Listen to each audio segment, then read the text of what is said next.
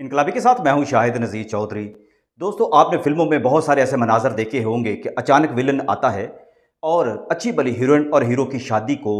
मलियामेट कर देता है, ऐसा एक धमाका करता है, उन्हें खौफजदा कर देता है कि वो शादी टूट जाती है। उसके हंगामे की वजह से बाज़ औक़ात वो दुल्हन को उठाकर भी ले जाता है, लेकिन उसके हंगामे की वजह से उस शादी का सारा निज़ाम दरहम बरहम हो जाता है। ऐसा अक्सर फिल्मों में ही देखने में आता है, लेकिन इंडिया की फिल्म इंडस्ट्री में एक ऐसा हीरो भी रहा है जिसे धर्मेंद्र के नाम से पुकारा जाता है और पाकिस्तान में भी उनकी बहुत ज़्यादा फैन फॉलोइंग है। पाकिस्तानी बहुत सारे जो लोग हैं धर्मेंद्र की फिल्में देखते हैं और धर्मेंद्र के बारे में सबका एक ही ख्याल है कि वो एक अक्खड़ जट हैं, लेकिन बहुत नफीस इंसान हैं। लेकिन जब उन्होंने हेमा मालिनी से शादी करने की जिद ठान ली, हालांकि उस वक्त वो 4 बच्चों के बाप थे और सनी देओल जैसे जो उनका बेटा है, वो बड़ा बेटा खुद इस बात की गवाही दे चुका है कि उनके वालिद की इस शादी की वजह से उनकी वालदा जो थी बहुत ज़्यादा परेशान हो गई थी। बाद में उन्होंने अपनी सौतेली मां पर हमला भी किया था, हेमा मालिनी पर, जिसके बारे में मैं आपको पहले भी अपनी एक वीडियो में बता चुका हूं। लेकिन आज की वीडियो ये इसलिए खास है कि धर्मेंद्र ने उस वक्त हेमा मालिनी की शादी का सारा नक्शा बदल दिया था जब उनकी शादी की तैयारियां हो चुकी थी। और ये जो शादी थी जतिंदर के साथ हो रही थी। जतिंदर जो खुद रोमांटिक हीरो के तौर पर बॉलीवुड के सुपरस्टार रहे हैं, हेमा मालिनी का वो क्रश बन गए थे और दोनों एक दूसरे के बहुत ज़्यादा करीब आ गए थे और उनका रिलेशनशिप था, बाकायदा तौर पर उनका रिलेशनशिप था। दोनों डेट पर जाते थे, दोनों एक दूसरे की बहुत ज़्यादा इज्जत करते थे, एहतराम करते थे, मजबूरी थी एक दूसरे के इश्क में, दोनों बहुत आगे बढ़ गए थे और दोनों की फैमिलीज ने यह तय कर लिया था कि अब इनकी शादी कर दी जाएगी। दूसरी तरफ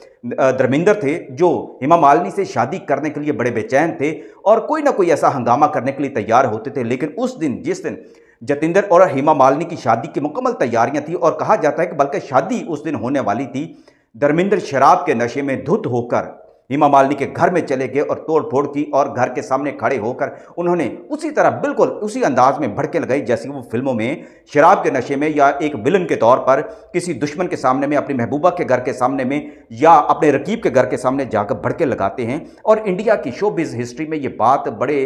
खौफनाक अल्फाज के साथ लिखी गई है कि धर्मेंद्र ने इस शादी का नक्शा बदल के रख दिया था और हेमा मालिनी के वालिदैन को ये जुर्रत ना हो सकी थी कि इस हंगामे की बुनियाद पर वो उनके खिलाफ को केस भी कर सकते, क्योंकि धर्मेंद्र खुद एक बाअसर अदाकार बन चुके थे और उनकी तबीयत का उनको पता था कि धर्मेंद्र ने जो बात ठान ली है अब वो करके रहेंगे। हेमा मालिनी के दिल में भी कहीं धर्मेंद्र के लिए मोहब्बत थी, इसलिए उन्होंने कुछ नरम गोशा भी शायद उस वक्त ओपन किया जब ये शादी जो है उन्हें टूटती हुई महसूस हुई।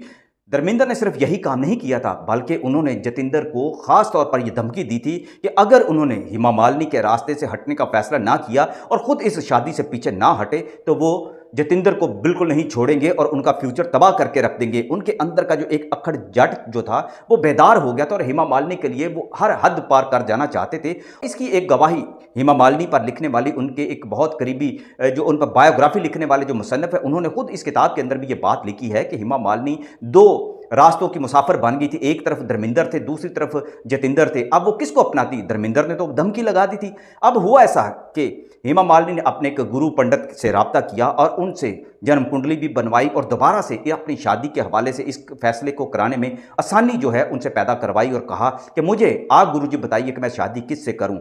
गुरुजी ने कहा हेमा मालिनी से कि रास्ता तो मुश्किल है, लेकिन तुमसे ज़्यादा मोहब्बत जो है वो सिर्फ धर्मेंद्र ही कर सकता है, क्योंकि वो जुनून की आखिरी हदों को क्रॉस कर चुका है। और गुरु की बात फिर हेमा मालिनी ने मान ली और अपने वालिदैन को बड़ी मुश्किल से मनाया था और फिर उनकी ये शादी हो सकी थी। जतिंदर कहा करते थे कि अगर मैं हकीकत में धर्मेंद्र के रास्ते से ना हटता तो ये यकीनन कोई बहुत बड़ा फैसला कर लेते जिससे मेरी ज़िंदगी भी तबाह होती, हेमा मालिनी की ज़िंदगी भी तबाह होती और धर्मेंद्र खुद भी जेल की सलाखों के पीछे होते और फिर उनका खानदान और सनी देओल का करियर भी तबाह हो जाता। इस एक शादी से बहुत सारे लोगों का जो भला भी हुआ, लेकिन बहुत सारे लोग भी बर्बाद होने से बच गए थे।